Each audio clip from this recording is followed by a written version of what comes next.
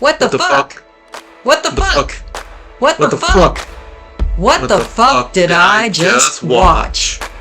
You are listening to What the Fuck Did I Just Watch? You can find us on Facebook and YouTube at WTF Did I Just Watch? Thanks for joining us, and here's our latest episode.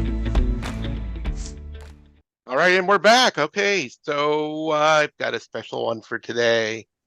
So I am beyond excited to do this movie because it was just such a great movie that came out this past February, and I have some wonderful guests from an amazing documentary that I have talked about here and many other places, and I plug it whenever I can. I'll even pull it out later because I have it behind me. I've got Paige Trexel. Say hello. Hi, thank you so much for having me. I'm so excited. Yeah. And somebody who I've just grown to love their TikToks. They're really lots of fun. He's got wonderful questionnaires every day. I've got horror fan Andy Hello. and my wonderful co-host Jenny. So as you can see from our backgrounds, we're doing Lisa Frankenstein, movie that, like I said, as soon as I saw it, I was like absolutely in love with this movie. The colors, the aesthetics, the 80s feel, just dialogue, Diablo Cody's masterful writing, and Zelda Williams. I believe this is her first Victoria W, if I'm correct. It is. It's a director. And it's just, I don't know. She just knocked it out of the park for me. So if anyone wants to just kind of chime in on a quick summary, Jenny, quick summary. Quick summary. All right. We got poor Lisa, whose mom was brutally murdered pretty much in front of her by a psycho killer that was never caught. And then her dad remarries to a psycho host of a stepmother and moves her far away from the city she was used to, where she grew up with her senior year to boot, because that's what British people do. And he's happily ever after. The stepmom hates her, but she has a fabulous stepsister, though. And so, but still not enough. So Lisa just, is having a hard time adjusting to the new school and everything, has a crush on the cool guy and like cemeteries like all us goth girls did in the 80s, truth. And accidentally resurrects a zombie bachelor. And they proceed on a murder spree, which is beneficial because most of the people they kill are absolute pricks. And also to get parts to stitch him back together. So basically she's building her ideal. Not purposely, but that's how it ends up. There you have it. Oh, that's great, Sid. So, I guess how do we start with this? Let's go with round table and just say, just quick things that we absolutely loved about this movie, hated this movie, little points, and then we'll kind of just let it flow from there. Well, I love this movie. I was so this was probably my most anticipated film of the year. And it is easily in my top 5 favorite films of all time now. And it is my favorite film of 2024. It has been such a long time since there has been a character created that I have really resonated with, and I truly resonate with the character of Lisa. Going from that nerdy, hidden in the shadows, you're not really seen, and then you have this metamorphosis of where you're kind of fuck it. It's like a true fuck it moment where you start to discover who you are. And I love the imagery of everything in this film. I love what Zelda Rubinson, that's Teen Witch, but that's what it reminds me of. It kind of reminds me of Teen Witch a little bit. It reminds me of Jennifer's Body, and I love this movie so much. My favorite thing about this movie, though, is that the one of the opening scenes where she thinks that she can trust her friend, and they go into the room, and he he assaults her, and she's like, and she has that moment when Zelda chooses to use the song. I can't think of the name of the song right now off the top of my head, but she chooses to use this song, and it's the imagery as she's walking through the hallway, and then she's outside, and then she's into the graveyard. The way the camera work is in that scene is just it's some of my favorite like scenes in any film. I haven't been this blown away by a film in such a long time. Like the fact that like it's been out less than a year and I've already watched it like 10 times. Like I feel like it's one of the best films to come out in probably the past 15 years for me. And I love that like people are finding it now, and because it didn't do well in theaters. And so I love that people are finding it now thanks to streaming, and everyone is talking about it and like talking about the love of it. Like I just love it. So that's for me, it's my take on it. I think the song you were looking for is I Can See Clearly Now. Yes, I can see Yes. clearly now. Which Yes. was an awesome cover. I wish there was a longer version of it. They I did. know I it's only love like a it. hmm minute and 30 seconds. Like it's and the one of the singers is from Florence and the Machine. And so she was originally in Florence and the Machine. And so but it was made specifically for Lisa Frankenstein. And I'm like, come on, like give us like a 5-minute version. Because that they talk Mhm. about in the commentary about how that scene was originally 5 minutes. It was much longer. And I would love to have seen that like expanded out because it just like she's like torturing through and the lights and how the red light on her face is very like Suspiria inspired. Like it's just it's such a it's my favorite scene in the entire movie, and it's like in the first like 15 minutes. So it's like I love it. And I think they embodied like being on an unexpected trip very well. You know what I mean? Yes. And I love how the character didn't quite freak out either. It was pretty neat. Like it was just like this person was maintaining. I thought it was very well done. Not that, of course, I've ever been on a trip and trying to maintain. I'm just saying that it looked like what I expect would. But I also think it's interesting you mentioned Jennifer's body because some of the trivia is that according to Diablo Cody, this was supposed to be in the same universe as hmm Jennifer's body. So that is like really, you know, a fascinating tie-in, I thought, definitely set in different times, but I feel like this is the precursor to Jennifer's Body. You know, I feel like because at the end of Lisa Frankenstein, when she is the monster, I didn't catch on to this until the commentary. Zelda says that like she's missing her eyes. And so the first thing that she has to search for is now her eyes. And she wants her to become kind of like a zombie. And so I almost feel like what her and the creature together can birth is maybe what takes over Jennifer's body in a way. Like they release some sort of evil. I would love to see how what they would have done to tie those two universes together. Unfortunately, I feel like this is going to fall the way of pop culture, like the same way as Jennifer's body is, and it's going to take another 10 years maybe for us to get something connected to this one then. But I would love to like pick Diablo Cody's brain and be like, what is the connection? Like, you can't just tell us this. You can't just give us this little nugget of that, like all of us being super fans. And that's really what she wrote this film for. Even the character of Lisa, she wrote this character as a super film fan, a super genre fan. And so it's like, that you can't just drop that little nugget and not tell us like what your plan would be and what the ultimate thing would be for it. yes, we need more, definitely. Yes. hmm I also loved the movie. I really did. Like my first watching, I was kind of zoning out and busy and like working and watching it, and I would look up and it'd be like, "Oh, this is kind of cool," and then look down. But my subsequent watchings, I actually had more time to pay attention to it, and I loved it. There's like only like for me, the things that like jarred me is having actually lived through the 80s hmm and and been a goth girl before it was a thing. And also been a fat goth girl, and still am.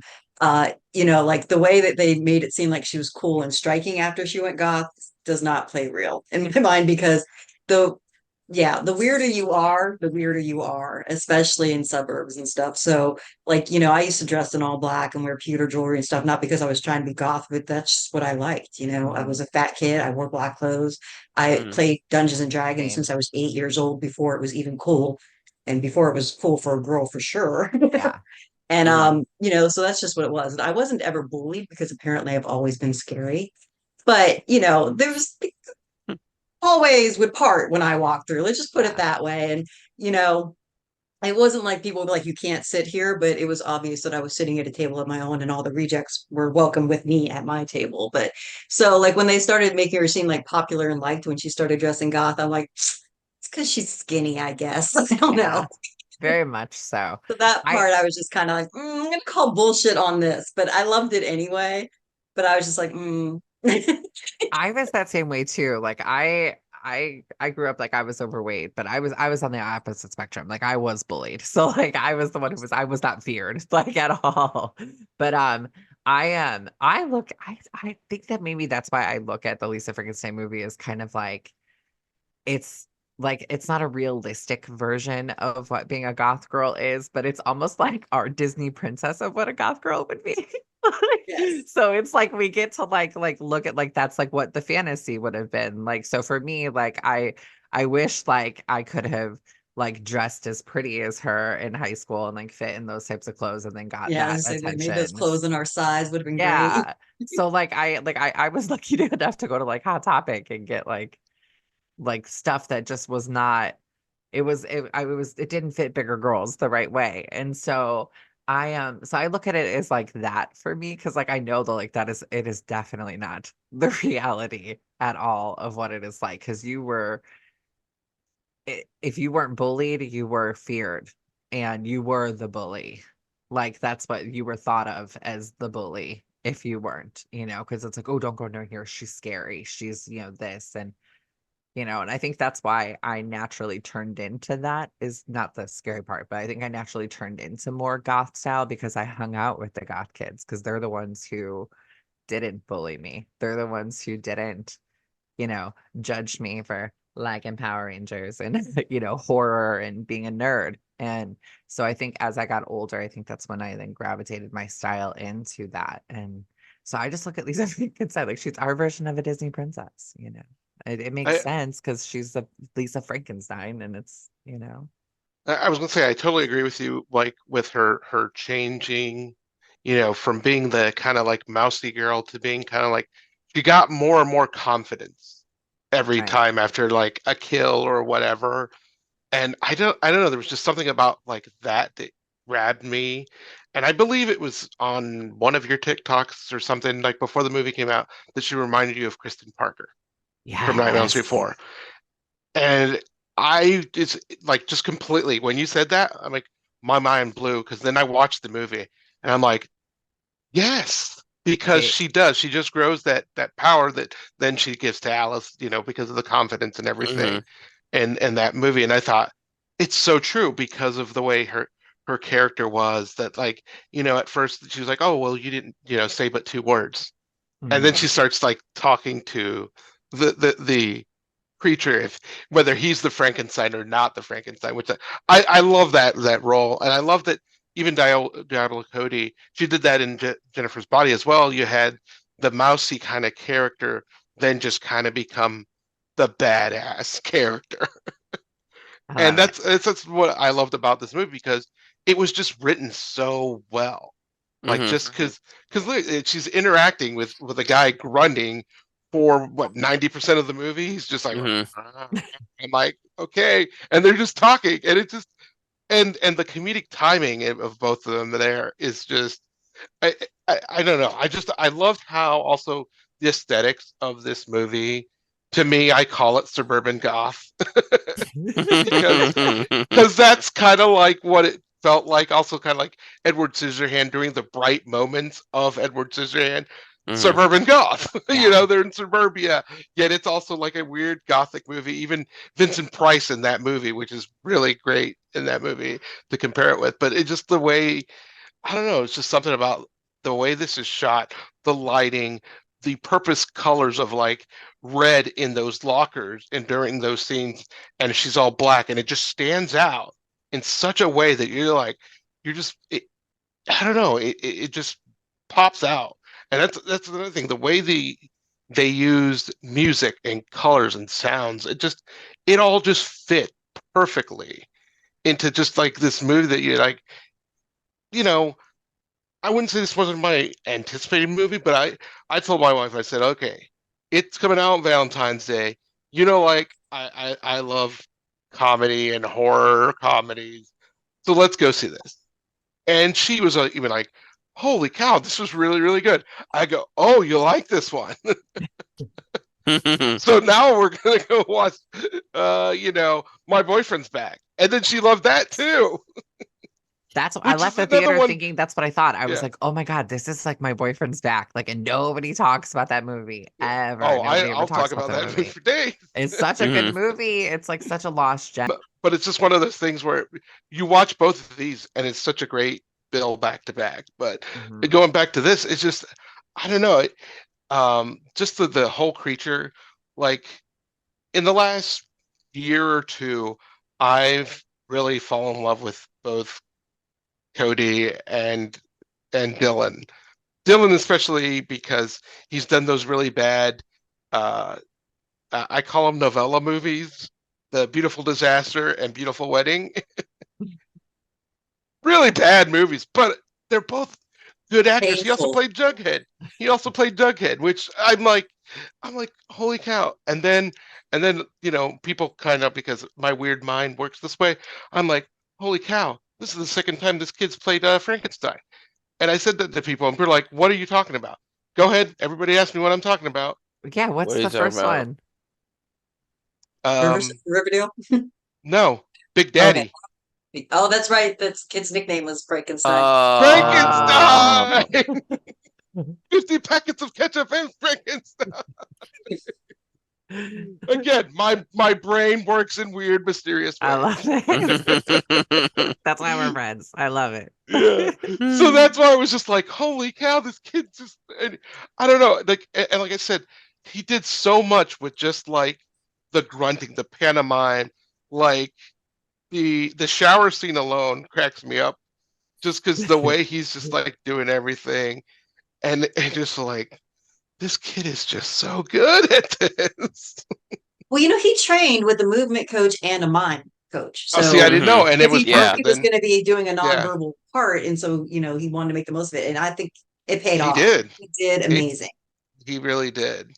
I feel like he is going to be probably one of the next great actors of our time. I think he needs a role that is going to be like a breakout type role. I think that this would have been it had it like stayed in theaters longer and got like the support longer. But I think that he is going to be like a real like dramatic actor and as he gets older and matures because I think he's only in his late 20s, right? Or is he in his maybe early 30s or something? I I'm think not you're sure, right but about somewhere around 20. there. He's young. Yeah, he's Yeah. young. And so I feel like as he continues to like mature and takes on more mature roles, like he's only going to get so much better. And he's going to be at Horror Hound in September. And I've Ooh. been debating going. And I'm like, man, Mhm. they just announced him. So I'm like, I feel like they're going to announce Catherine Newton. So I told my I husband, I am hoping for that too. I was like, we have to go. I'm like, I cannot. I was like, I I'm have not to gonna go. lie, that will tip the scales for me. Before I forget this, so Paige, Maybe. I want to jump off of what you said about him like really getting a role at launch. But this is going to be a weird take, and I know it's not going to happen because they're already remaking The Crow with somebody else. But don't you think that it, for The Crow, he would have been excellent as Eric Draven? That he I was my just pick for The Crow. he would have been Mhm. Oh amazing. yeah. Yes, I would have chose him over Bill any day. I think Bill is a great actor, but I think that they're giving Bill Too many. Yeah. too many of these iconic roles for him to play. Because next, what are they going to do? Give him Freddy Krueger? Like Yeah. I hope it's not. but it's like I don't like I don't know how I can articulate the proper way, but like when I think of like the juggernauts of horror, right? I think of like Kane Hodder to me is Jason. Okay. I think Robert Englund is Freddy Krueger. Okay. I when I think of Michael Myers, that gets a little wishy-washy, but like thinking about, Doug Bradley as Pinhead, right? I would think of like Bill is Pennywise. Like the fact that he did this remake of a beloved franchise like Tim Curry is so iconic as Pennywise. But like, and he took that role and made it his own.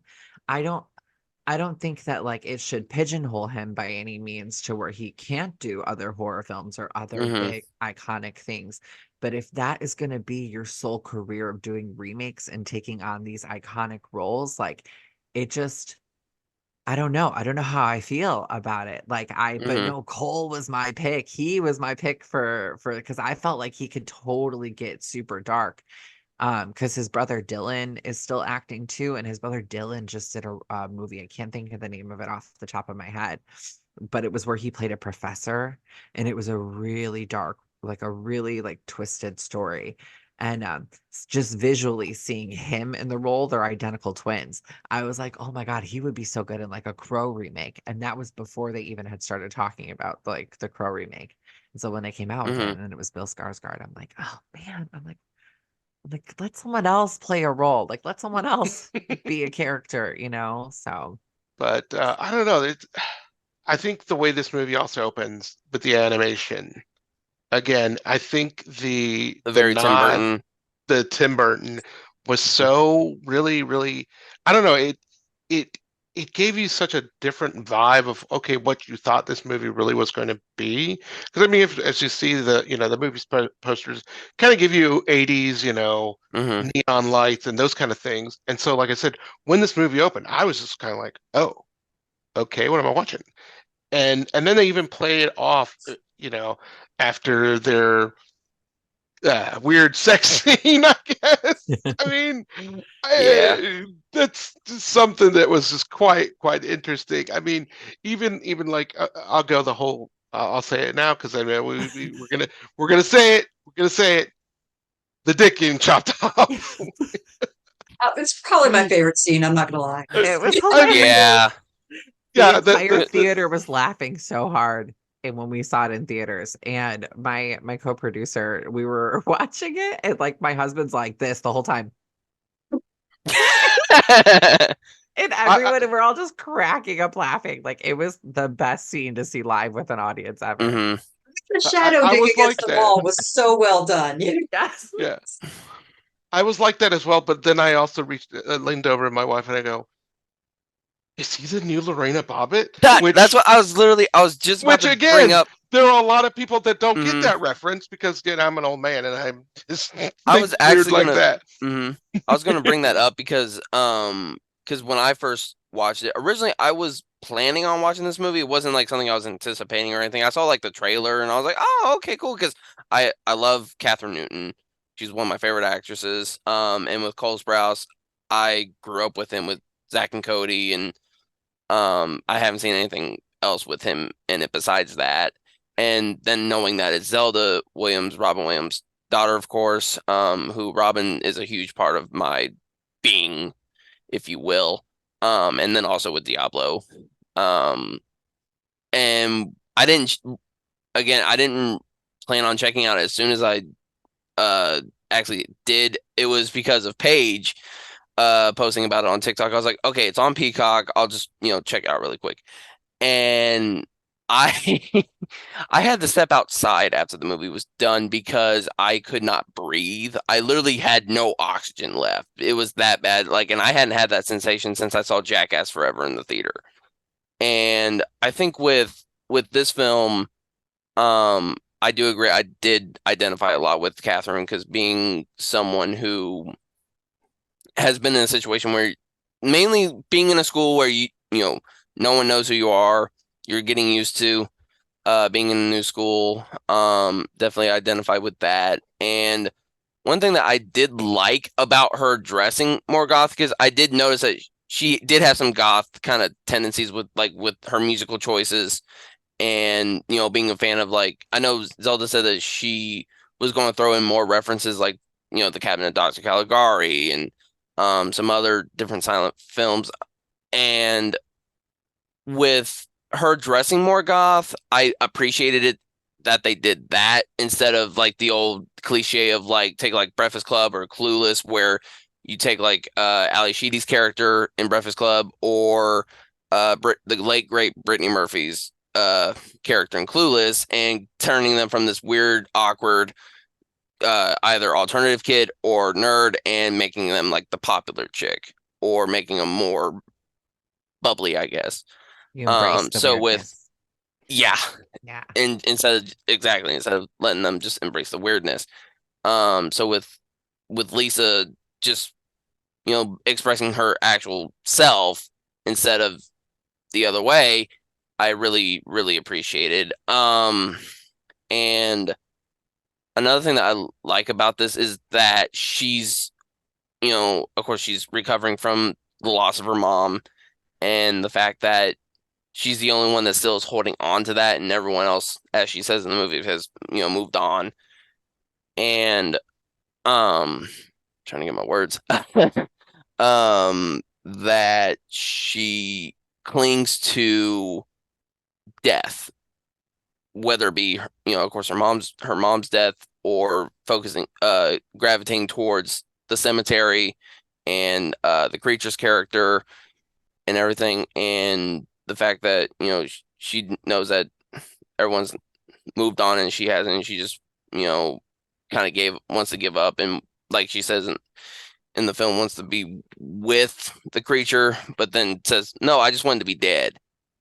And could definitely identify with that as well. And and the one thing that I found out when doing my research was the thing with the tanning bed, with them using that to attach the parts to the creature. Apparently, it was supposed to have been the crimper iron thing that Lisa uses, but Diablo couldn't figure out how that would work. Which, of course, by the end of the movie, with what they had to attach, it's like, and going back to that was because I watched it and I told my friend that he needed to watch it, and it took him a couple days, and when he watched it, he immediately texted me. He goes, he just got John Wayne Bobbited. And knowing, because I know Zelda said, I think in the commentary, that scene, it was actually supposed to show the penis, but it was going to give him an R rating, so they wanted to keep a PG-13 and everything. And apparently that prop got stolen, or it went missing. It went missing, and like everybody, all the cast, all the crew, everyone was like, "Did you take it?" And they're like, "No, no, I didn't." And then it just miraculously shows up like a couple weeks later.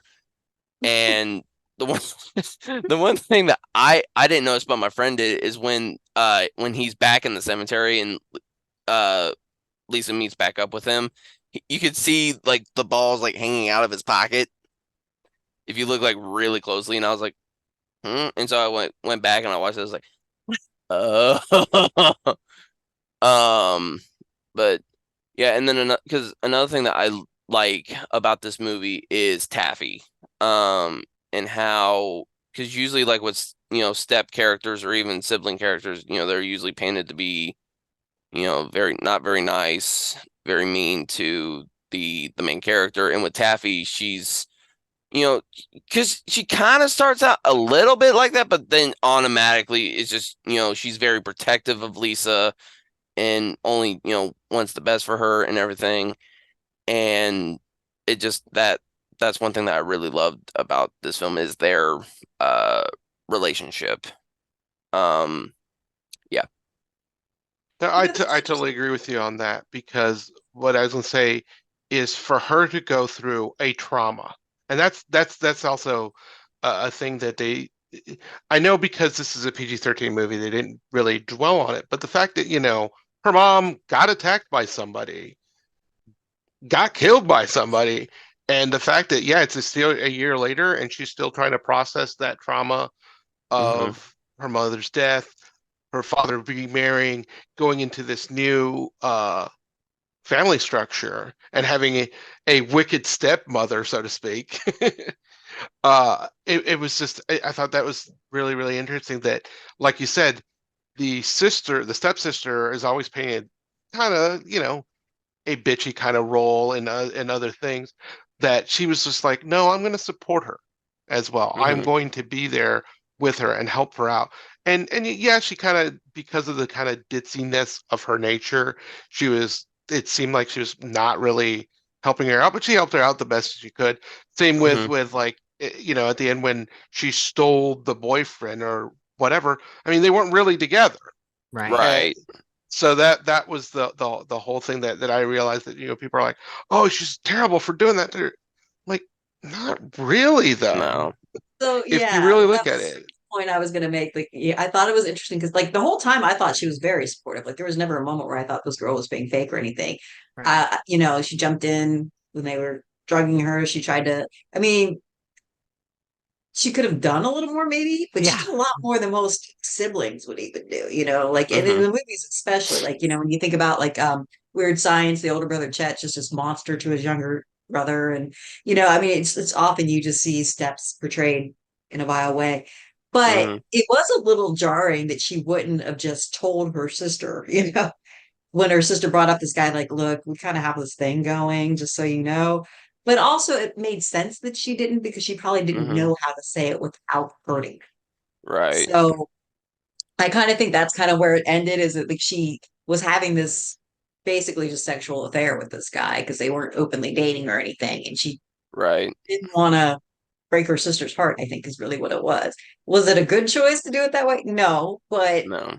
it makes sense when you think about the character not being like the brightest star shining in the sky, Right. So Also, And- Taffy is like, she's almost kind of like on a class system a little bit. Like Taffy likes being on top. She likes being the Miss Tropicana. She's the popular girl. And even though she's like supportive and very much wants to make it a sisterhood with Lisa, like she's doing the guy who's like not the popular guy. He's like the mhm. grunge guy. He's the one who her friends would be like, ew, you're dating mhm. him. And so for her, it's almost like her dirty little secret in a way that she gets to keep from everybody, even from her built-in best friend with Lisa, her sister. And so I could see why she was hiding that from her. Mhm.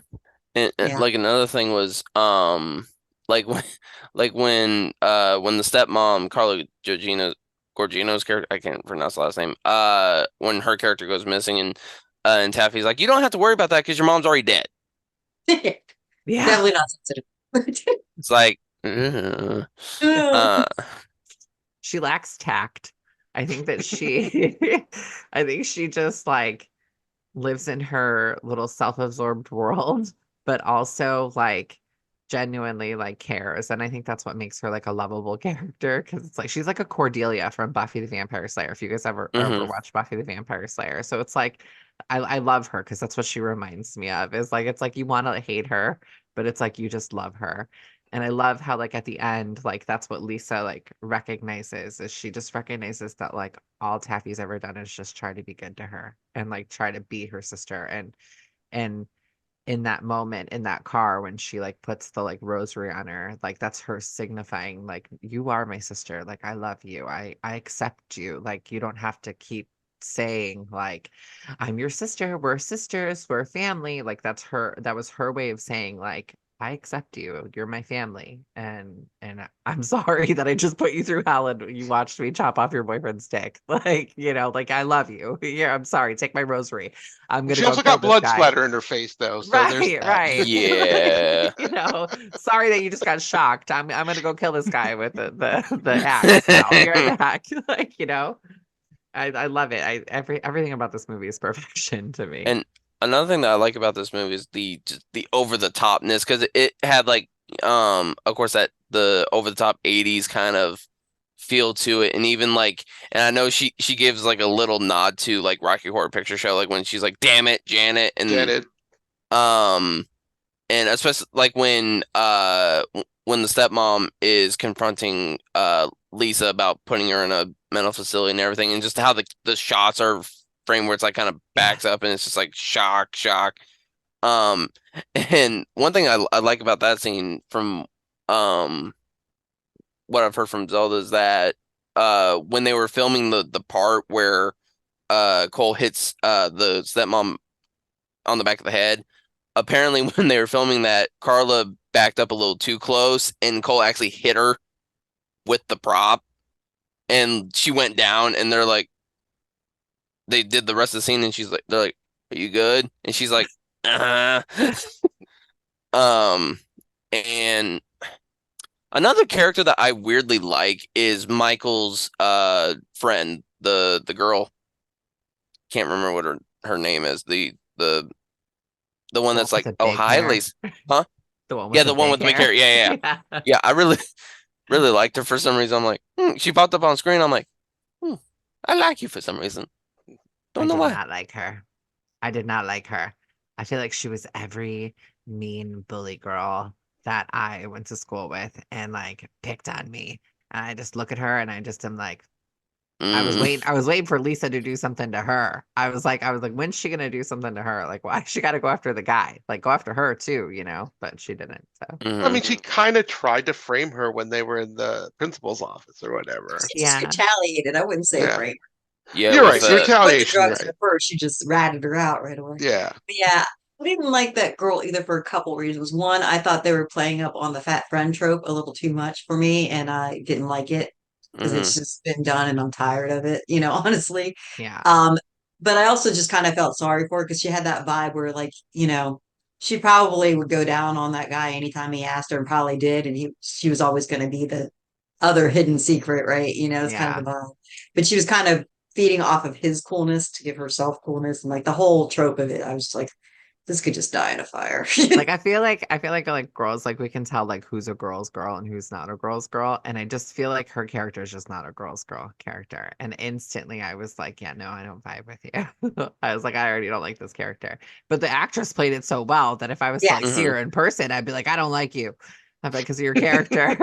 At Lisa Frankenstein. Like that's how I know when an actor is so good at their role is when I'm like when I look at them in like real life and I'm like, ooh, I just don't like you. Like because of the Mhm. role you played. Like I have to like be like, no, they're an actor. Like it's not really them. But yeah, I wasn't a fan of her. Mm. Yeah, I would have loved it if they had played her instead as like that girl who's just friends with guys, who's not anti other girls. She's just the group she hang out with Right. was dudes because we existed. You know, we weren't trying to get in with them. They weren't trying to get in with us. We just happened to have the same life, so we'd hang around and play D&D. And you know, if another chick or Mhm. their girlfriends came in, we were like, "Come here, we have a Like seat." You he know? should have given her Lisa the drink and she should have been the one to like slap him or Yes, something and be like, what are you yeah, doing? She can't handle like why would you like that would have made more sense. that's And I think that that's what I didn't like about her character is that she was like, "Here, take this." Like, I just it just came off as like mean because it's like you know what's in that drink. And like originally, like Zelda said, it was supposed to be a joint that Yeah. they were going to be passing around, and so like they had to like change it to a drink. So she kind of feels like it didn't come off representation the way that it wanted to, but I Mhm. felt like it did. That drink is like a laced drink, and they're at a party, and so I think it makes her even more of a mean girl. And a lot of times, like you said, like the bigger girls, like I was 300 pounds in high school, and so like we have that trope of like you're the fat mean girl, you know, like that's who you are is the fat mean girlfriend. And I just feel like it was played a little bit too much on that with her. And I just wish it would have her character would have been a little different. That's like the one flaw in the film for me is that character. And I don't even know her name. And I've seen this movie 10 million times. That's how much I don't like this character.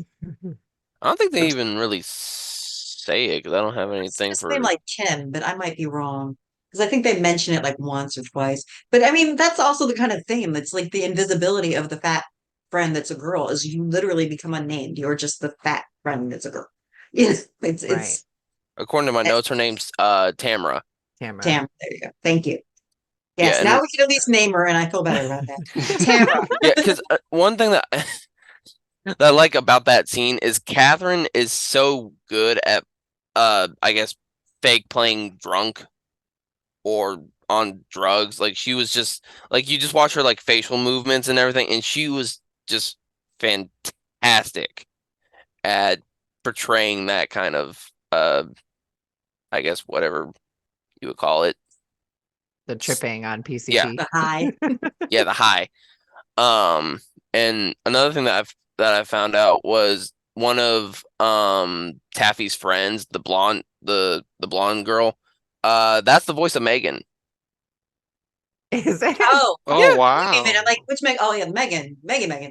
yeah, The the doll. animatronic crazy thing. Yeah, Yes, yeah, I got it. because love that. when I was first watching the movie, I'm Totally like, there. okay, I know that voice from somewhere. Where do I know it from? And I just kind of waited The and doll kind of looks like that actress too, so that makes even more Yeah. sense. yeah, and then I watched it with Zelda's commentary, and I think she brings it up is that that girl was the voice of Megan because I'm like, okay, like now that answers my question. And another character that it honestly didn't surprise me that he was in the movie as the dad, but it was Dale or whatever the what's his name? Joe Crest, the dad from Stranger Things. Because like when he popped up, I'm like, that yeah, that I didn't even tracks. realize that's the dad from Stranger Things. Wait, whose dad is that on Stranger Things? Finn Wolfhard's dad. I love Stranger Things. I didn't even realize that's the dad from Stranger Things. Okay, It, what it was was literally like they copied and pasted him into the movie. Like it's just the You same. He came it's off you a want a little milk creepy in toast the end, dad. though. He's the milk toast dad. I don't know, he came off really kind of creepy in the end. I don't know what it was, but there was a weird vibe when they were Hmm. at the cemetery. We're And gonna Yes. go to Yes. very Fuddruckers. like bad touch Yes. stepdad there. I Yeah. was like, Okay, "Ooh, yes. something is Honestly, not." I Mm-mm. I, I felt like with him, he didn't really care about a lot of what was going. Like he was just playing it so nonchalantly and just chill. Like, and yeah, my stepwife is missing and my daughter's going crazy, but what I don't know. I felt that vibe too at the end. At the like It we're was, a little a I don't little know what that was incestuous. about. Like, it I wasn't wrong mean, with the movie, but the end scene with him in, I was like, this is not, it, ew, I no. agree with you guys, but he did say, like people think that we're weird. They've been calling our house and that kind of stuff. So it sounds like, hmm people were pranking them or whatever. They were the town where like Yeah. the mother died, the daughter died, that something went down. So hmm clearly, they were Yeah. the evil people. So let's go to Fuddruckers. Yeah, or when they're looking at Lisa's grave, he's just like, "Hey, Lisa," just like hi Yeah. and bye. Like he's like Um, never really been connected to their family. That's what it feels like. His character right. doesn't feel like he's connected to anybody in the family, but then at the end to kind of just be connected to Taffy, like I guess it would make sense that it's their shared trauma that they just kind of endured and maybe that's the way that they cope. But like because he hasn't connected to anybody in the film, even his wife, he didn't even really care that she was missing. Like it's just a little weird that he's like now super close with his teenage stepdaughter. I mean, he did want to hmm have his Kokomo experience with her. I'm just Yeah. saying. He Yeah. mentioned it. He's like, "Oh, I hear you're in town. Let's go Yeah. do some Kokomo." Kokomo. And Yeah. I was just like, "Wow!" No, And I and then thought, well, I mean, that's what I thought was fitting because it's like, hmm as soon as like this movie starts transpiring, I'm like, "Oh," and because again, I used to work at a video store, so I know a lot of like when movies come out, dates, and all that kind of stuff. And they mentioned, "Look who's talking." I'm like, "Oh, this is taking place in 1989."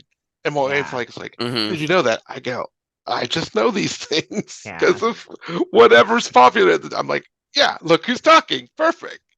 So, I mean, that's what I thought was just like kind of his character was. It also reminded me of character that would come out of the movie Heathers, Yeah. where Yeah. it's like, I love my kids, sort of. you Yeah. I know, love my dead gay son. Yeah, that that's one. right. I love my dead I gay love son. my That's dead the gay line. son. Yeah, That's you the could line. definitely tell that this movie Yeah. was very, very inspired by Heather's. But that's the thing. I love all the inspirations and homages that it took hmm and wrapped it up really well.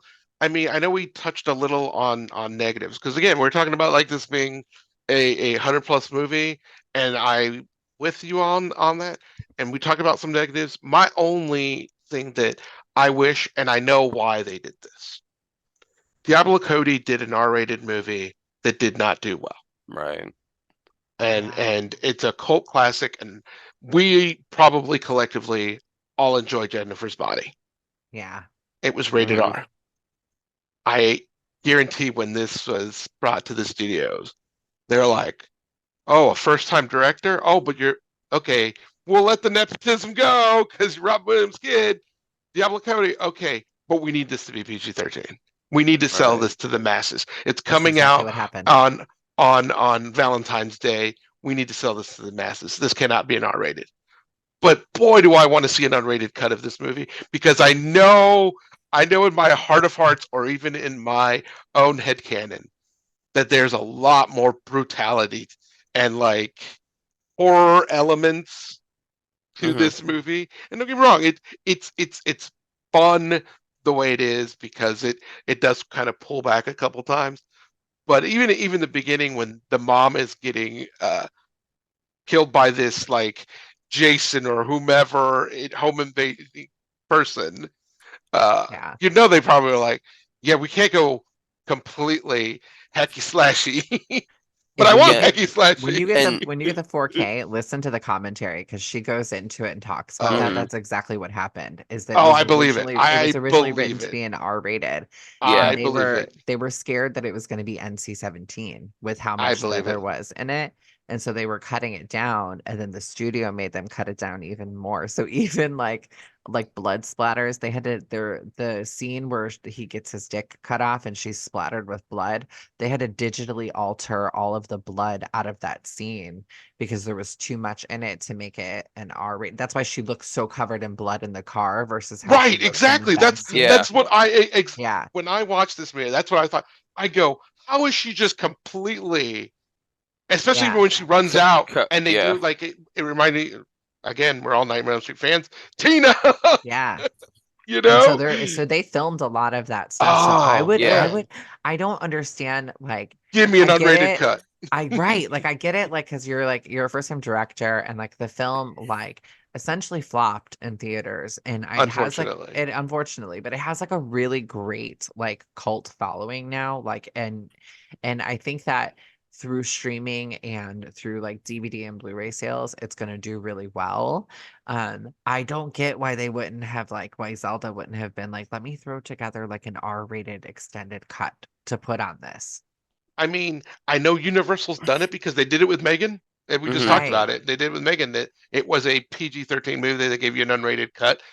Do Right. that because I'll double dip. I'll buy it twice. I don't Well, I care. think Zelda said that there was like, and correct me if I'm wrong, I think she said that there was like 3 hours of extra footage or somewhere Yeah. around that. They And filmed so much, she said, that they had to mhm. cut out of the film. Yeah, I mean, again, it's an hour and 40 minutes. It's great. I mean, I get the whole argument lately of like movies are too long because there are some movies that are too long. I mean, I saw Furiosa. I really enjoyed it, but it's a too long movie. Cut a half hour of it and I'll be happy. Yeah, Mhm. But that's my biggest gripe too lately. It's been like, I mean, and I made a documentary that's 2 hours and 20 minutes long, and I even think that's it's a too good long. Like, but documentary. I even think Yes. that's too long. So we're getting ready to start on our first like feature film that's like not documentaries because we've only really worked in the documentary space. We've worked on a few of them. Um, but like we're getting ready to start our feature film, and I'm like, I don't want it to be more than an hour and a half, hour 40 max. I was like, because if you can't tell a good story in that time, then we can't tell a good story. And like, I feel like audiences, it's a part of the reason why I feel like the theater experience is starting to lack as well too. Not just the expense of it is, it's because people don't want to go sit in a theater for 3 hours anymore. Like when you can just do that on your couch. I have a 70-inch TV in my living room and a fold out couch that turns into a huge bed. Like I'd rather do that and not have to deal with the commotion of certain people or people on their cell phones or arguing and stuff. And so I feel like the runtime of this film is, it is a great runtime. My only like one of my only gripes with this film is what I wish they would have done is I wish they would have gotten like a cameo. I wish they would have gotten like a big name cameo, almost like Cassandra Peterson or something.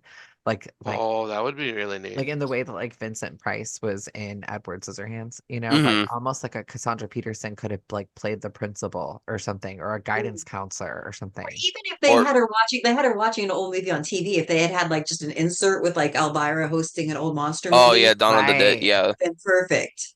Right. Yeah, or Or even having be the reporter that's on TV reporting the stuff, like having that be Cassandra Peterson or something. Hmm. I just feel like that was like kind of like a yeah, like missed some kind of opportunity. like um female icon of Right. the 80s. Um yeah, like 'cause that would have been great with Elvira. Or She would have done it maybe too. Cassandra Peterson does everything. I mean she was in the She does. Munsters, like the Rob Zombie's The Munsters, like she was As a in villain. that, and I know like my friend, he watched it recently. He's like, I didn't even realize that was her because it's She's a redhead. Yeah. I love Cassandra Peterson. oh yeah, I do too. Um I lost my train of thought. I was gonna say something, but I can't remember. Because another thing that I like was Zelda had a little Easter egg for her dad in the when Great Creature West. gets into the when Creature gets into the house and and Lisa's standing there with the golf club, and he's like kind of surrounded by records. You could see one of Robin's records on the floor. I think it's I need to watch this again then. I know, I me never too. caught that. That's awesome. I forgot yeah, I which one it think was. it's Throbbing Python of Love is There you what the comedy album is. I only recognize it because I just see a little bit of him. Like, oh, that's that one. And she said it in the commentary. She's like, "Oh, there's Dad." I was wondering why she said that. I Yeah, wasn't really paying attention after that because I was like in my phone making notes and stuff like that. And so Mhm. I don't. Oh, now I'm gonna have to go back and watch it again. You guys can Yeah. maybe tell me this. Now, I'm not sure because I haven't watched the commentary version. I don't have it, but they had the creature wear rainbow suspenders towards the end, and I was wondering, was that like an ode to Mork from Mork and Mindy, which was Robin Williams? No, I maybe because I know Zelda. I've been listening to like a lot of podcasts with her or Diablo on it to prepare for this. And not Diablo. Zelda said that she hasn't really watched Mork and Mindy. She mainly knows like her dad telling her like what that audition process was like, and she's seen like little bits and pieces of it, but I don't think it was really truly connected to Mork and Mindy. Maybe it might have been just more of an unconscious kind of decision, maybe. That'd be really neat if that was, because Maybe it was like the costume department did it or something. yeah, That would be cool too. that is really cool. I mean, again, that's what surprised me because I'm like, the first time director, and I'm like, wow, just wow. Like, and again, the only time I've ever really seen Zelda Williams, I don't know if you guys remember in the 90s, there was the Game Boy commercial where it's Robin and Zelda, and they're playing uh one of the Legend of Zelda games on Game Mm-hmm. Boy. Yeah. Mhm. And I kid you not, you can see it now and I'll probably tear up because it's just so genuine. Like, I know it's a commercial, but you can tell it's like that's her father telling his her daughter, you are namesaked after this character, not after, Epcot Fitzgerald's wife. You are named after a character from a Nintendo game.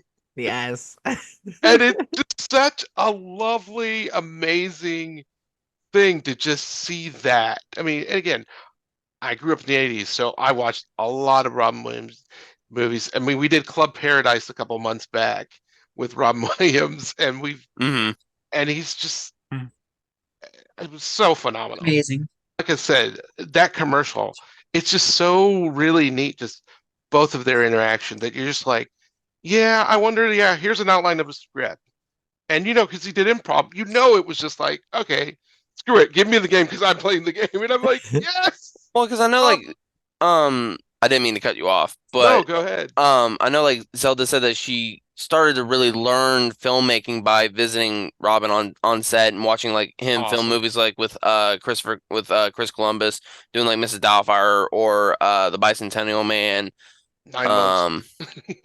Love those movies. and different other films because she said that her and I think Chris Columbus's kids all went to the same school, and so when they got out of school, if they were filming a film in San Francisco where Robin and the Williams family lived, they would just swing by set and spend time so she could spend time with her dad and stuff like that. And she said that she like shadowed another director. I can't think of what his name was. I wish I would have written it down, but I didn't. It's all right. But yeah, and so But then she started directing music videos. And Yes. so that's how Oh, she okay. yeah, so before she got into doing this, she was directing music videos. And I Mhm. can't remember exactly who it was she did, and that's how Diablo Cody and her like formed a relationship was she was directing some music video. And so That's she so thought she was cool. like perfect for she's like she loves the vision of like what she brings out like in film and like what she sees. Mhm. And so she loved everything about Lisa Frankenstein, like everything that you see in Lisa Frankenstein is Zelda's vision. So it's like it's That's so Diablo's wonderful. story, Yeah. but everything that you saw, like because Zelda changed some things on set, they had to rework some things because of like they had to bring it down to PG-13. So this Mhm. is truly Zelda Williams's movie. It's Diablo Cody's story, but it's Zelda Williams' visual representation. It's just beautiful.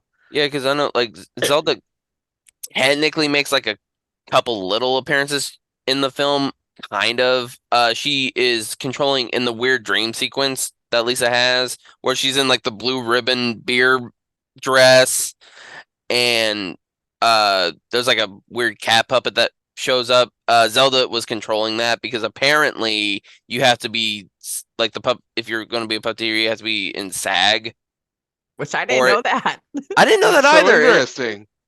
And when Carla is listening to like her self-help tape before she's eating that weird food concoction, the self-help tape is literally just Zelda talking. Ah, that's awesome. Oh my gosh. And another thing with that was that I found out was when Creature spits the worm into the dish, that was his idea. Like he just like, hey, you mind if I just do this for like a little comedic effect? And Zelda's like, sure. Ugh, so that's the only scene I can't watch.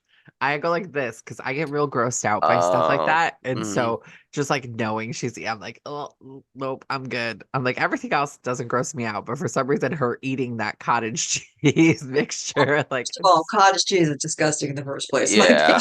Like, And the addition of worm, I'm like, fine, Mhm. whatever. Oh, and another thing that every time I watch this movie, it pisses me off a little bit because, and I know Zelda said that it's like a continuity error where it's the scene where Creature's in the closet and he's pulling out all the stuff like the doll and then the toy You and can all say that. you can say it, Andy. It's a No, fine. vibrator. Anyway, it's a It's bad- a you- vibrator. I realize every time I watch that part, his makeup is like not barely there. And I think she said that they filmed that on like another day where they just didn't have time to put all the stuff on. And like, oh, we'll just just throw you in there and then just do the scene. And so every time I watch, I'm like, he's missing makeup. Like he looks completely normal. Like what the heck? It was a part of the transformation. right. Right. Transmogrification. And another thing that I really like was that like the scene where they're doing the REO Speedwagon song and Catherine's singing it, and you know she's very off pitch and whatnot, and I know that was on purpose because Zelda and Diablo didn't want to show like Lisa being like this kind of perfect girl and whatnot that she has I can't think of what she has faults and that she's not perfect, and with her doing that song the way she did, it was just like cool. Like she didn't like lip sync to another person or anything. It was actually Catherine singing, which I thought was really cool. I thought it was lip sung, but that's awesome. Yeah. They said that she said that she did that scene. The reason why she wrote that scene is she wrote it so that way you think it's all in her head, like that moment. It's not that where she breaks out in like a musical. It wasn't meant to be like a musical moment. It was supposed to be a moment in her head of like where she's just free and expressing herself. And so Mhm. that's why it's like it's really just it's Catherine Newton just like very off key and very just going crazy. But I think it's such a beautiful moment. I love and then when they get it on later on and they play that song again. I didn't know that that was JoJo. I don't know if you JoJo, guys- yeah, that's a JoJo version. Yeah, I didn't know that. And Zelda said that she asked JoJo if she would re-record it just for the Lisa Frankenstein. And so she did. And I was like, that's so cool. Like there's so much that went into this film. And I know Zelda is a nepotism baby, but like sometimes it pays off because like those are the connections that you have of Mhm. like creating then this beautiful like art piece. And to me, like I cannot get enough of this film. Like anytime anybody's like, "Hey, you want to watch it?" or like my husband, like when he got the 4K, he's like, "Can we watch it?" And I was like, "Yes." I was like, "I just watched it last night on Peacock. I don't care. I'll watch it again tonight." Like, and we watched it today. And he's like, "You gonna watch it again?" And I was like, "Yeah," because I'm like, he's like, "How many times have you watched this?" And I was like, "I don't know, like 10." I was like, "But I don't care. I wanna watch it again." And I like keeping it fresh in my mind because it feels like it doesn't feel forced, like it's from the Mhm. 80s. And I'm an 80s baby and a 90s kid. And so I grew up with a lot of 80s movies, watching them in the 90s. And so I feel like it doesn't feel like it feels like a movie I would have watched on a Sunday as a kid. like just on TV, like if like The Breakfast Club would have popped on, or like hmm it feel not in that it's like The Breakfast Club, but just it doesn't feel like an interpretation of an 80s movie. It doesn't feel like a lot of people right now, like the retro-ness is what's popular and people want to like tap into that nostalgia thing, and so many people get it right, but so many people get it wrong. And I feel like a lot of movies I've seen recently where people try to like claim things of the 80s, like there was one movie that we watched and they were claiming it was like 1980 something, and they had an Amazon door ring camera on the door, and I'm like, come on, like I'm like, come on. And so I can't remember the name of it, but I just feel like this movie, just in general, even not necessarily the sets, but just the way that the film grain is on it, it feels like you're watching a film that was made in the 80s. Like, oh my God, we just discovered this movie that nobody has ever seen and we're re-releasing it. Like it works for me. And it's been a long time since I've connected with a film like this, that I connect hmm with this, and I get excited to watch it. I get excited to talk about it. I love, even on TikTok, when people like, now that my phone is sitting here listening, I'm gonna get like 5 million TikToks of Lisa Frankenstein when I go on TikTok later. And I love it because I'm gonna be interacting. When I went to Horror Hound last year, I made it my mission. I was like, any like cosplayer that I see dressed like Lisa Frankenstein, I want to get them on camera or like get a photo of them. And there weren't many, but like the ones that like I did get, they were so excited that like we recognized them for being Lisa Frankenstein. So like I can already see it's gonna have this great like cult following, and I'm just like super interested to watch it like continue to grow, you know?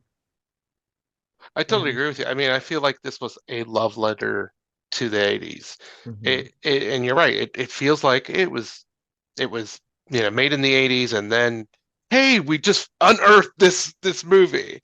I mean, I just thought, like, we're so used to, like, in the last, I would say, 10 years or whatever, when Stranger Things came out. hmm Everyone's like, oh, let's do the retro thing of the 80s. I'm like, I grew up Yeah. in the 80s. I know the 80s. I'm like, cool, cool, cool. And like, and that's honestly, at first thought, that's what my wife thought this movie was going to be. It's like, oh, you're just going to this like retro type movie, and then we both fell in love with it hmm because of, like, and I think like we've all kind of alluded and said it. It's the heart of this movie.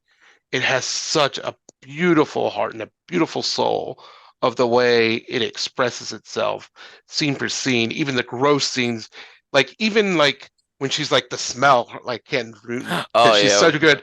You can almost be like, I can smell that too. Yes. Like Yeah. when someone like is like pretending they're gonna throw up, and they're like, you're like, oh, okay, don't do that because I'm gonna throw up.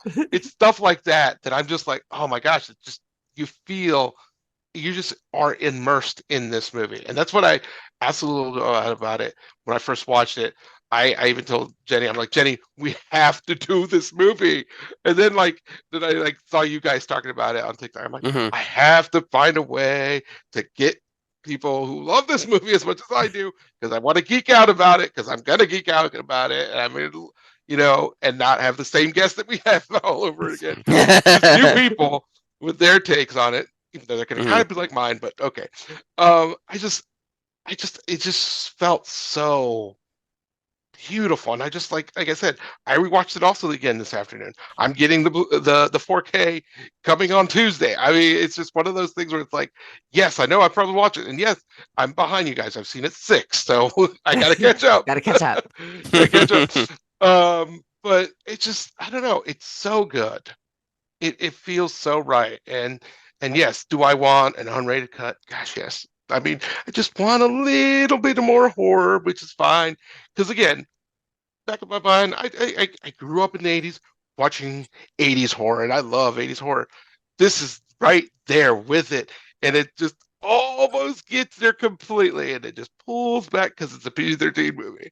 hmm And it gets in my head, and I'm just like, okay, I gotta calm down. You're still loving all the colors. You're still loving all the way it's shot. Again, I say, suburban gothic, because that's what it feels. It's just like people look at me like, that is a weird way of putting it, and I'm like, but it just Great. fits. Yeah, there's Edward Perfect. Scissorhands. I mean, it's Yeah, really, that's what it was. It's suburban yeah, gothic. exactly. It fits in that world. and like we talked, it will fit in the world of Jennifer's body as well, because we could, and yeah, that ending when she's just laying there, and like you guys, I caught it the first time watching it again today. I'm like, she doesn't have any eyes. Just Yeah. realized Yeah. she does not have any eyes. She's her own like mummy now. So it's like you have the Frankenstein monster and you have the mummy, and Well, no, they're you have the both Well, it's bride. more the yeah, bride. the It's the bride. bride. Yeah, sorry, the bride. You're right. So it's just that kind of like, oh, this so Although good. you're It's like, right, because that's what she is. She's supposed to be the Be the mummy. bride. No, yeah, she's supposed to be the mummy. Oh, That's she's what supposed she to be the says at the mummy. end. She goes, that's why she yeah, has her wrapped up like that. She's yeah, supposed to be her own creature. She wants her to Oh, be right. different than Frankenstein's yeah. bride. And so that's why Well, when there she you opens her eyes, she has hollowness. That's what made me realize she had no eyes, because I thought her eyes were just red. Like Right. I thought, oh, she's like gonna be a zombie. And like, because that's what happens. And go. it's like, no, she has no eyes, but she says she's wrapped up because she's like an interpretation of the mummy. She's a creature. She's her own like thing. And so you were right. You caught on to it. Like, Okay, yeah. Right. Like I Yeah, said, I thought we went bride, so I well, would never have caught that. that's what I thought or too. I thought it was the Bride of Frankenstein. That's what I thought she was Well, I gonna mean, be. and the, But the the Bride of Frankenstein was also referenced with the killer of her mom, because he's wearing a Bride of Frankenstein mask yeah. that Zelda said that I think she got off of eBay. nice. Nice. Again, I would take. I mean, I know, because this is a cult classic. I take give me a straight to streaming sequel. Yeah. I mean, you cut down the budget, fine, but then they could, if because then it would be unrated, because then you could give me a little bit more horror. Give me a little sequel. Hmm. Yeah. Like, definitely keep these actors and actresses in it, because they really just do a phenomenal job. And yeah, Catherine Newton. I mean, I feel like she is another up and coming actress.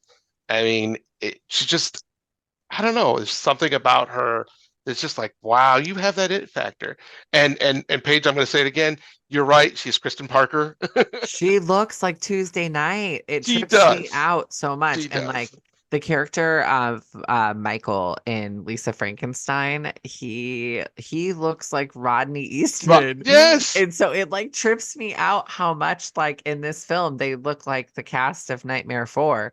And like it just trips me, and they sound like them too. And so that's why I'm like, I'm hoping, I pray she's at Horror Hound, because I'm gonna tell her, I'm gonna be like, I don't know if you've ever heard this before, and I don't even know if you know who Tuesday Night is, but in A Nightmare on Elm Street 4, Kristen Parker, you look like Tuesday Night, and you guys should play like sisters, or she should play your mom at this Your point. mom. Like, Yeah, Mhm. that should be right, perfect. like she'd be perfect to play like mother and daughter. They look identical. Like it should like it tripped me out. And now like I'm a huge fan of Catherine Newton after seeing this Hmm. movie. So like I went back and watched Freaky, which was like amazing. Like Mm. such a good Abigail. movie. And then Oh, there Abigail, we when I go. saw, I was so excited to see Abigail. I love her character in Abigail so much.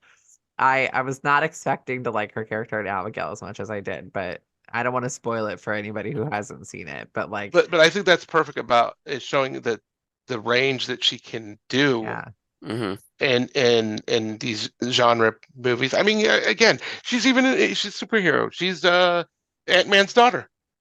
So yeah, she can do other things than just pigeonhole herself in genre films, which is great. Hmm. Because I'm yeah, totally on board with her doing dramatic, doing comedy, doing romance, whatever. I'm going to see her act in all kinds of things, because she really is great. And good old Jughead, because that's like I said, those two again. I did not grow up with The Life of Cody. Hmm. That's what the show is called, yeah. right? Sweet Life of Again, Zack and Cody. sweet. Thank you. Again, I'm a bit older. I'm sorry. I didn't grow up with that show, but the only thing I knew them when they were kids was Big Daddy, and now as Right. they're growing up and other things, and I'm like, God, they're good. Well, Yeah. They are just really good actors, and they do. I feel like they do roles that they want to do, and they don't want to be pigeonholed themselves. right.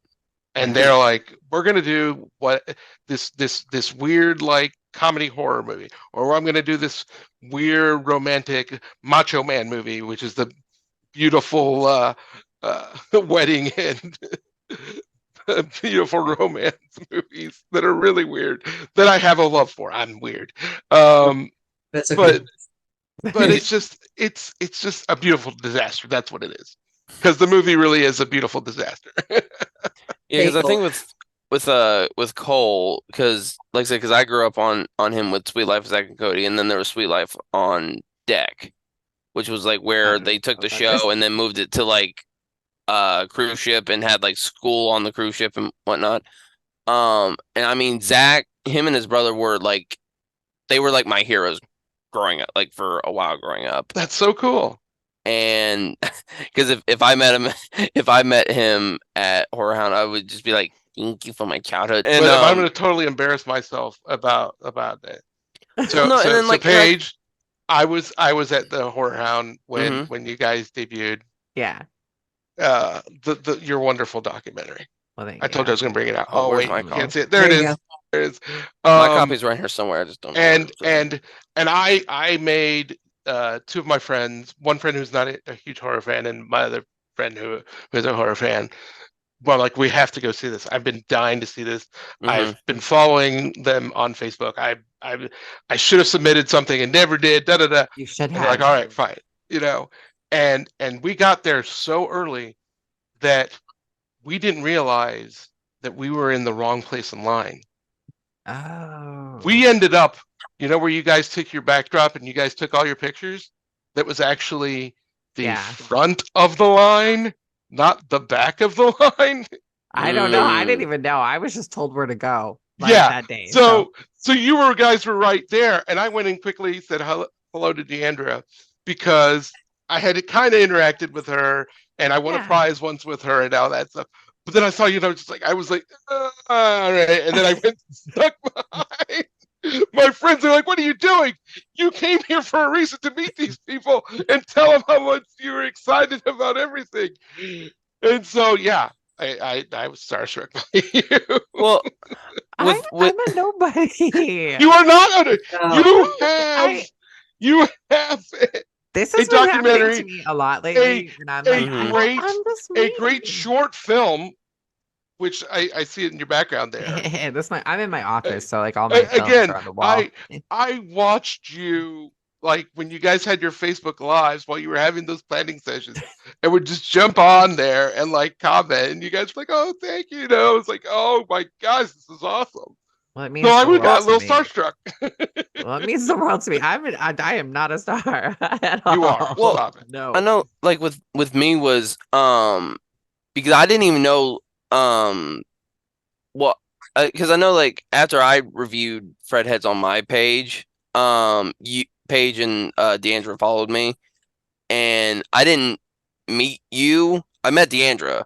I know. I was so mad I didn't get to meet you at Horror Well, Hound. because the thing was, I didn't even know she was there. Yeah. Like I was just walking around. And I was just coming up an aisle, and then I just saw her walking around dressed like Lisa Frankenstein, and I was just like, "Hey, are you Deandra or Sassy Sledgehammer?" She's like, "Yeah," and I was like, "Oh," and then I reminded her about me reviewing the documentary and all that, and she was just so sweet and gave me a big hug. I made a whole video about her on my TikTok. That's my best friend. When I found out that you were looking for me or someone was looking for me from the Fred Head thing, I was like, why did I leave early? I know. We went out to dinner that night, and she's like, I met Andy. I'm like, wait, who? And she's like, horror fan Andy. I was like, horror fan Andy was here? And she's like, yes, he's here. And I was so mad, guys. I was like, oh my God, I wanted to meet him. I was like, that makes you so mad. I'm like, dang it. So, but I do hope that Catherine does show up, because I want to bring up Paranormal Activity 4 because she was in that one. I forgot that she was in Paranormal Activity 4 until I saw young. She was like young. I think that's why she got casted in Freaky as well. So, what was your favorite, like, most deserved death? Did you feel like in the movie? Doug. I'm curious. Doug immediately. Yeah. Like, just from the second that he was on screen, I knew something was up. It's just like, because I have this thing that's like, it's like Spaceballs, where it's like Dot Matrix's Virgin alarm. It's like it goes off before you do, and it's just this thing, like, yeah. And it was just like the second he appeared on screen, I'm like, okay, there's something real shady about this guy. I don't know what it is, but he's gonna do something, and then as it kind of transforms, I'm like, oh no, he's gonna like touch her or try to do something inappropriate. Like, what is it gonna do? And then he does what he does, and then later when Lisa meets up with him and plots that little Heather's inspired scene, it was just like yes, and especially like when Creature throws the axe and you get that little Kill Bill kind of kill, and then when he flops over, then you see Creature's just like yeah. I was like yes.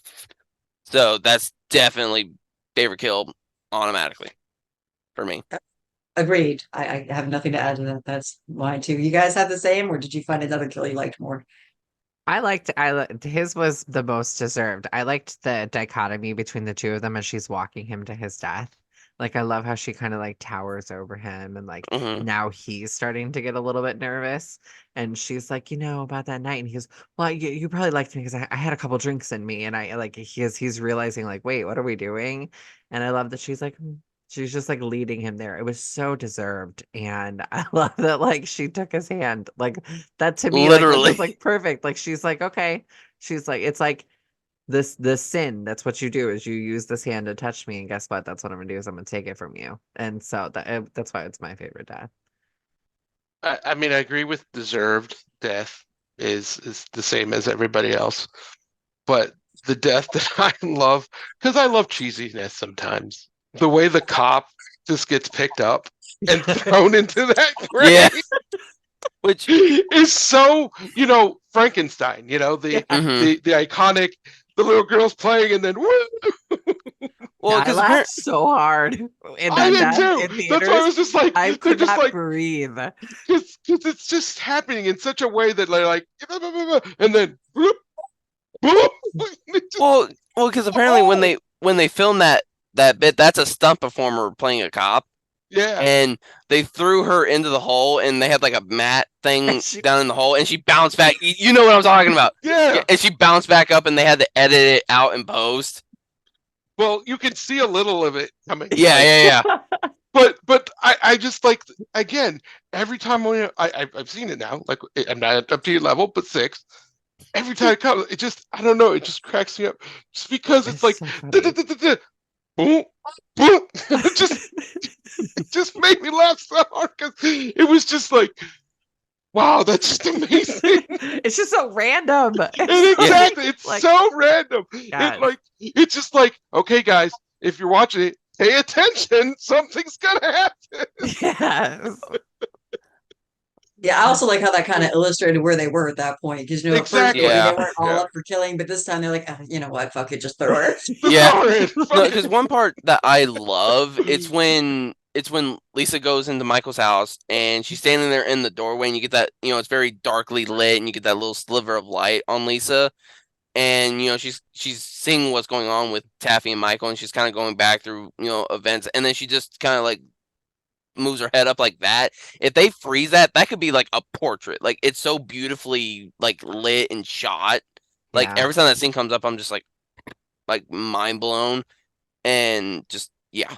I think every person who got killed in this movie deserved it. Except for this, That's except for the it, cop. yeah, except for the Except cop. for the cop.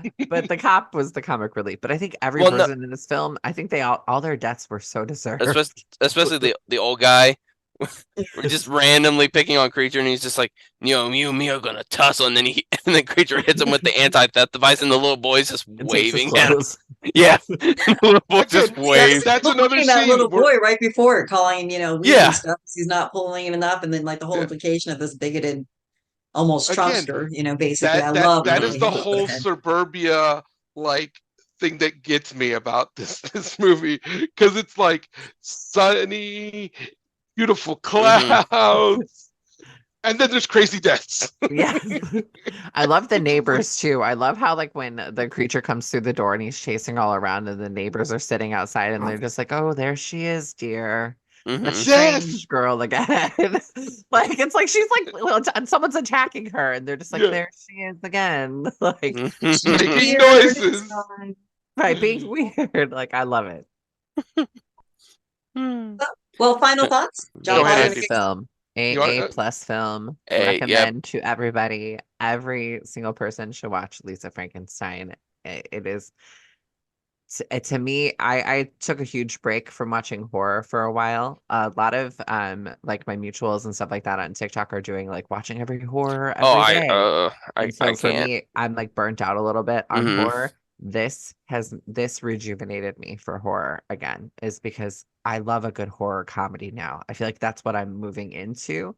And this film made me realize that. So I recommend this film to every single person. It's the best sleepover film. It's the best date film.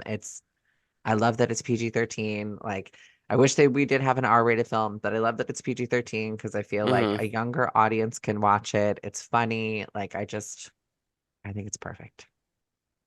What I would say is that Lisa Frankenstein is my Barbie automatically. Like how everyone was for Barbie last year with Lisa Frankenstein, that's my Barbie. Hard agree. Yes. And just like Paige said, just A plus whatever. Uh, almost almost perfect film, but again, that's you know up to opinion. But yeah, definitely, I would definitely recommend people check it out. Yep, Yep. awesome. Agreed. It's a wonderful film. I think it's really good. I'm sad it didn't do so well in the theaters because I want to see more from Zelda. I definitely do. I think that it was stunningly featured, and there's I can't fault anything she really did, like except for maybe the makeup thing you pointed out, but time and budget is a thing.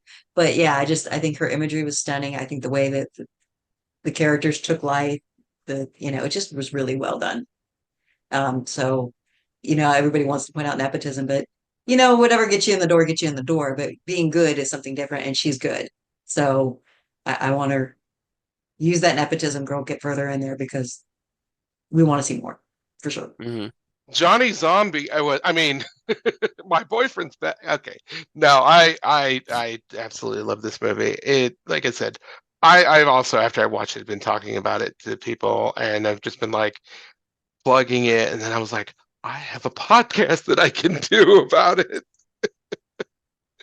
because I really wanted to.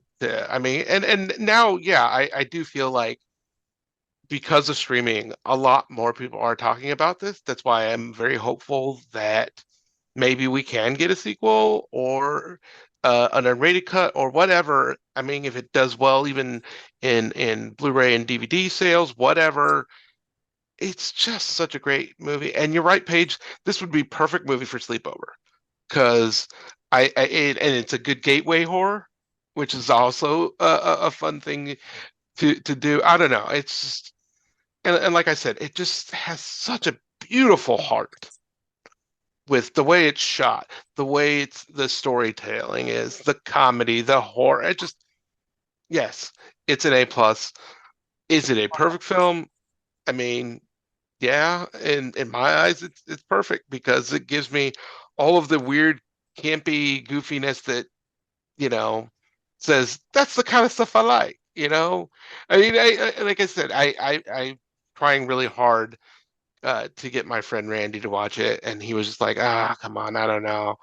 And then he just kept seeing everybody on TikTok on it. And finally he's like, okay, I'm gonna watch it.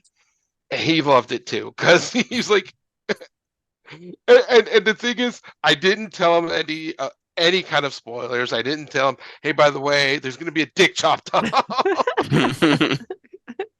Which was the best because I got a text, and the text I still have it because I think it's hilarious, and I knew I was gonna have to mention it.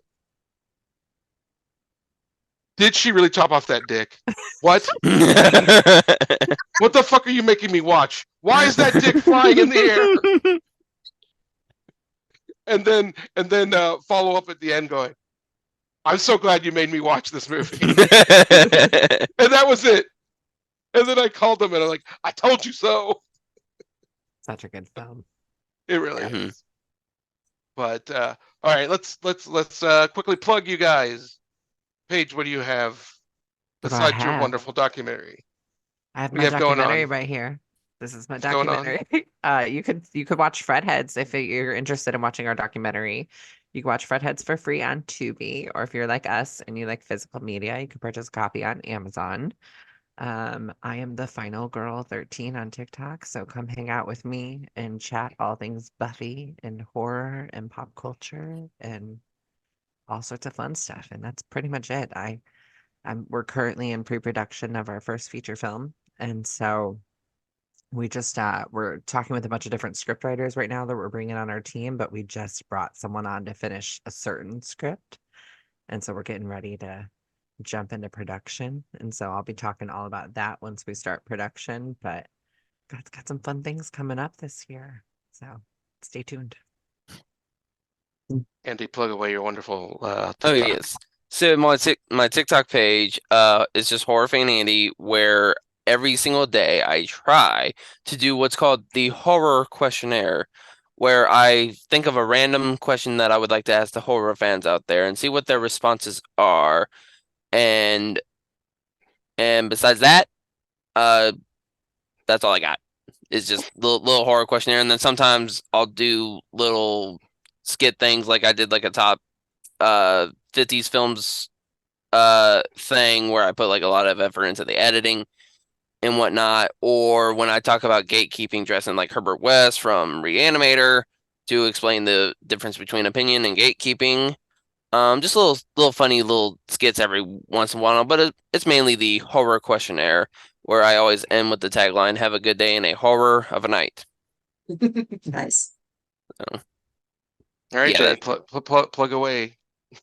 Well, of course, you got What the Fuck Did I Just Watch with my friend here, John Paul, and our wonderful guests that come and join us. And I have a horror podcast, Girls Go Schools, which is horror movies we talk about that are pre-1980. So we kind of draw the line once you pass 79.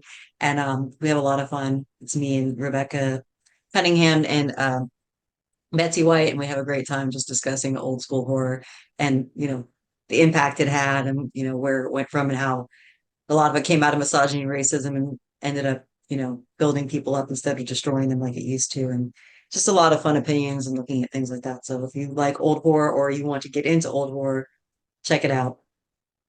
John Paul, what about you? I guess this wonderful podcast, and then says I got challenged that I needed to pick up my TikTok game. Basically, I have now started reviewing at least 2 movies a day, and I have done it for the last month or so, maybe a month and a half. And it's been a lot of fun because I've had a lot of people kind of interact with me, and a lot of people have sent me messages privately and said, "I disagree with you," and I'm like, that's perfectly fine. Or I think your opinion is spot on. And you know what? I enjoy those interactions. I wish they would be, comfortable enough to like put it out there that they disagree with me, because I'm okay with it. I mean, again, I know like for this movie, somebody's gonna watch it and they say it's terrible. I'm like, you're entitled to that opinion. I mean, that's but okay wrong. with me. But Right. Like your opinion is wrong, but you're entitled. You can have it. You can have your wrong opinion. But again, I don't know. I've been having a lot of fun with that, and a weirdo, silly person who enjoys movies and enjoys discussing and enjoys meeting new people and enjoys a wonderful discussion like with you guys. Thank you so much, Paige, and thank you so much, Andy, for joining us. This has been so great. I'm going to put it out there. I was nervous at first because I think you guys are more famous than me. So definitely I do. Definitely more famous than me. Again, John Paul might be, somewhere up there around you guys. I feel very honored that you asked me to be on your. I just like throwing myself. That's why. What the fuck did I just watch is out here for people to enjoy. Thank you, both of you. Thank you, Jenny, for being a wonderful co-host. And I'm gonna say goodnight, I guess. You have been listening to What the Fuck Did I Just Watch? You can find us on Facebook and on YouTube at WTF Did I Just Watch? Thanks for listening, and we hope you'll join us again soon.